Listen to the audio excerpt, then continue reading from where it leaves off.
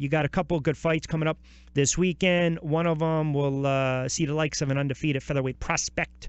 Traimaine Williams, Southpaw, will be headlining the fights this evening. I should say this weekend, KO Night Boxing, Rumble of the Water 2, which is going to be on CBS Sports Network in Long Beach, California. Of course, he's promoted by Rock Nation, and the Mighty Midget kind enough to join me for a couple moments. What's going on, Traimaine?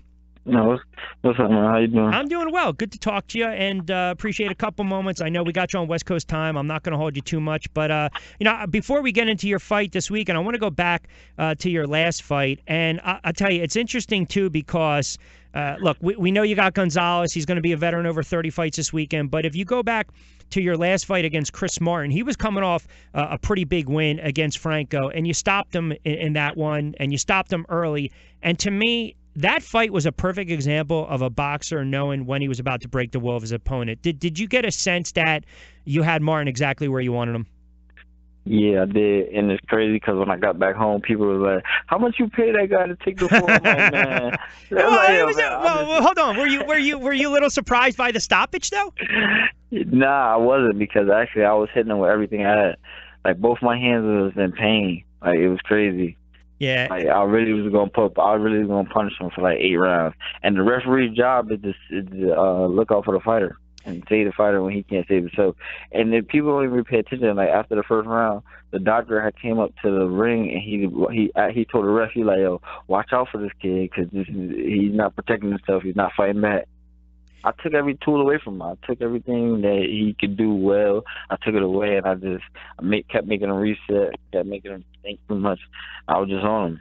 Yeah, I did see when I went back, and like I said, albeit it was short-lived, forget about even using the jab. You were just teeing off with straight rights as well and lefts. And then I think the stoppage, ultimately, listen, you're right. It is the referee's job for, to protect the fighter. The fighter's got to protect himself as well. But you also have to put up some type of resistance, right? And he really wasn't showing any type of resistance. But you said something. Nothing at all. Yeah. You said something interesting, because I know there were some boos after that stoppage. But to paraphrase, you were like, listen, this guy's got a family too, so safety first, which is kind of rare and refreshing. Yes, and that's true, because we gotta put on a show for you guys, but then we gotta go home and still put on a show for our kids. Yeah, ain't that crazy? Well, it is, right? Because we were just talking about the NFL being so violent. Everyone wants to see those knockouts in boxing, and they get paid the worst. And they get the least amount of money, and they get the most injuries, and then sometimes they don't cover your health insurance. It's crazy, man. I don't understand it. Well, listen, you can make. We know the same case that's going on in New York, right? Because now all of a sudden you've got to have, I think, a couple million for insurance for all these fighters. So you're kind of seeing some of these cards. Yeah, you're seeing these cards right now. They're becoming smaller and smaller. Now some of the promoters actually want to have the fights in Delaware or Jersey or Pennsylvania. So, it's tough. You're right, because at the end of the day, everyone's a mercenary. Listen, what do you know about your opponent, William Gonzalez? He's a veteran over 30 fights. The crazy thing about it, I actually rode over here to do my physical with the kid that I'm fighting. We were in the same car. He kind of skinny, about 5'7". I believe he's gonna be game. He's like 30-7, but he got 27 knockouts. So even if you wake up 30 guys off of the bench downtown Green and you knock 27 of them out, that means you're strong. So I can't go in here just looking for an easy fight. Well, hold on a second. Did you guys talk during the ride? I know he speaks Spanish. Did he talk any English? Did you guys talk at all during the ride? Nah, we're not friends. Nah, he actually don't speak English either. So that's kind of added incentive. But when he got in the car, like, he tried to shake my hand, I look at it like trying to butter me up. But listen, we're not friends. We're not friends, and I don't want to be your friend. I don't need any new friends. Shout out to Drake. Yeah, you already have your circle. You don't need anyone else in your circle. Especially not him. No, I hear you. I understand that. Hey, listen, it's funny. I was looking at, just covering the sport and broadcasting the sport like I do. I always think it's so imperative for a young fighter. We always talk about ring time, consistency in the ring, and you look at your career, and it's kind of, the ebb and flows of a career, right? Because I guess you went back. You started boxing. You were around 9 years of age, but you had a really impressive amateur record: silver gloves, PAL National Juniors, 2-time ringside. So the pedigree's there, but yet you stepped away a little bit for a couple years. How important is it for a young fighter to get that consistency and be able to get 4 or 5 fights or 6 fights, if possible, in a calendar year to really help their career going forward? Because there's things that you can learn in the ring that you can't learn by you hitting the bag or in pads. There's things that you learn in fight repetition, I call it. There's things you learn in the ring while you're fighting that you need to learn. And I think that comes with fighting 3-4 times a year and staying active. When you're not that active, you can't really learn too much on hand. Yeah. It's like people telling you, oh, well, you got to do this. Man, you don't know what you got to do. There's no right way to do anything. There isn't. Now, did it take a little bit to kind of knock off the ring rust after the layoff? Yeah, the first fight. Yeah. When I fought was a guy named Eduardo Garza. Mm-hmm. Once I knocked off that rust, the fight after that was easy. I feel back to life now. You look at yourself. Kind of like. I was just going to say this. You're a southpaw, right? Nobody ever wants to fight a southpaw. But the funny thing is, if you look at the featherweight division, listen, it's loaded with southpaws. I mean, think about it. I mean, you got a bunch of guys. Whether it's yourself, Toka Conclary, which is a Providence kid. You got Gary Russell, Diaz, Zarate. I mean, did you also find too that it's tough to get some fights being a southpaw? Yes, and a lot of guys turn me down because I'm also a high risk low reward. 11 fights, and I got the chance to upset you. A lot of guys not gonna fight me, and they're gonna say, "Well, he got to earn his burn. He only has 11 fights."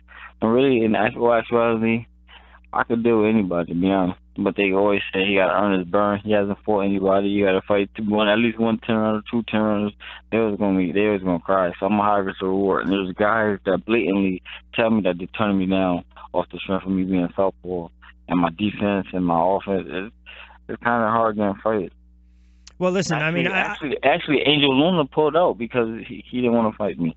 I remember I had Keith Thurman on the air. He said the same thing about Earl Spence. He said, "Listen, you got to earn the keep." And listen, I know everyone. That's the perfect cop-out. Well, I kind of called him out on that as well because it's almost as though you're avoiding the fighter. But again, what's he going to say? I mean, in featherweight division, it's not like you need 15, 20 fights to contend for a title. You don't. Mm-hmm. I mean, who would?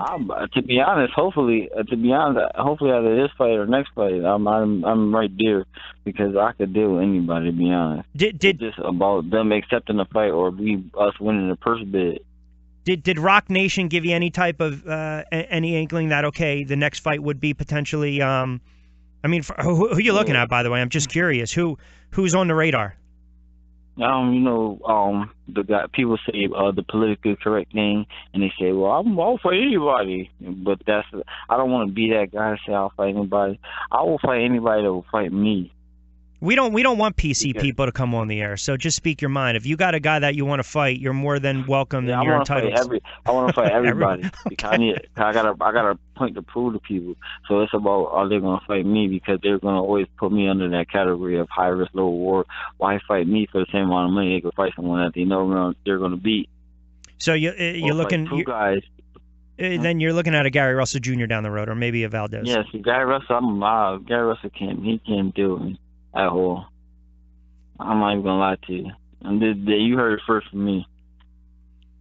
He can't do nothing with me. He's a good fighter. Diaz can't either. He's a good fighter. He's a sound technical fighter. I'm not taking anything away from you. I'm just telling you, just my opinion. I know, and I'm with it. But that's what I'm here to do. I'm here to prove people wrong. Well, I can't even say you're wrong or you're picking sides with it, but I'll show you. I promise. I promise. Listen, I know you're also a Connecticut guy, so under Rock Nation, but also doing some stuff with PG Sports as well, correct? Yes, that's my boy. Yeah, he's doing a good job down there. Hey, listen, give me a quick scouting report on the Garcia and Broner fight. How do you see it? It depends what type of fight they're going to fight. I mean, because technical fight, Mikey Garcia has it, but a fight where they're going to who want to see who has the more power, I think Broner's going to get it because Broner's naturally bigger. Well, listen, I think Garcia's got to set the pace and the tempo of the fight. And you mentioned that Broner's a stronger guy. He's going to try to get in your head and rattle you a little bit, you know? Yeah, Mikey Garcia, he does his thing, and he controls the timing and the distance, and it's so beautiful. Like, so that's where if it comes into the fight being an up-tempo fight or a bomb fight, Mikey Garcia is nasty. Oh, he works off that jab, too, and he gets that right going. He's not your traditional Mexican fighter. No. And that's crazy. No. I have to ask you, I got to ask you this before. Go ahead, finish your point on Garcia. I'm sorry. Go ahead. Yeah, it's crazy. I haven't seen a Mexican fight like that. Probably like the only person Mexican I've seen fight kind of like that is like a Chavez, where he uses his brain a little bit. Yeah, and not brawn. Yeah. I got to ask you this, and I hate even asking you this. What do you make of the McGregor and Mayweather? And it's not a fight, let's be clear, that event, because it's not a fight. When you look at that as a fighter and you say to yourself, man, you get an MMA guy, never fought as a pro, it's sanctioned in Nevada against a 49-0 guy, and he's going to bank a ton of money. As a boxer, as a fighter, what's the first thing that goes to your mind? Fighting has always been like this, the best event part. So put like the fifth, there was a basketball game going on, and there was a fight going on. Everybody be watching the fight. They won't be watching the basketball game. So it's kind of like bringing the essence back in a way, but not really, because it's taken away from us fighting for glory and fighting for being the best and fighting the best. So kind of like it's like a double-edged sword. It's bittersweet. So it's bringing like the good back, and then it's also taken away because like, oh, you're nitpicking and you're picking and choosing. But then again, this guy worked hard. He fought everybody so he can nitpick. But then it's like it's kind of crazy. But I kind of like the spectacle. Well, everyone likes a car wreck, right? I don't think it's as bad for the sport as people make it out to be. No, because they're not the ones making the money. That's why. Well, of course not. And I don't think it's not really going to help the sport. It's just an event. It is. I mean, I look at it like this. It bothers me because I know people hate when I say this. I am a boxing purist first and foremost. So I kind of sway and sympathize in that regard. And I'm thinking to myself, what the hell's Nevada doing? They're going to sanction this fight when a guy's never even stepped in the ring before. And McGregor is a great MMA fighter. It's not like you're going to stick Floyd in the cage. He would get killed within 30 seconds. To me, this is just going to be not even a glorified sparring session. It's just going to be... But Vegas is doing it because Vegas is making a lot of money. Of course. If McGregor and Floyd... If Floyd's making $300 million, imagine how much Vegas is making. If I said you'll get paid $10 million to step into a cage and do a little MMA, what would you say? Me personally? Yeah. Right now? Yeah. I hate losing, so I don't know. I think I'm giving you $10 million. I'm cutting you a check today for $10 million. Step into a cage. I'm stepping in there. Yeah. You're probably on your way right now. Yeah. yeah, but listen, I'm tapping out. I'm not letting you break my leg. I'm tapping out. You take the easy way out, right? Now, I can get choked out, but that's right. That's right. No, you can't. You can't. That's your livelihood. Yeah, I can get choked out, but I'm not going to get. You can't break my leg or my arm or my elbow or knee, and I can't do it. Or my ankle? No. All right, we'll get you out of there unscathed. Listen, appreciate you jumping on board. The best of luck against Gonzalez. We'll tune in. That'll be at 10 p.m. Eastern. You're the headliner, CBS Sports Network. Appreciate you coming on board, and you got an open invite. Jump on anytime, pal.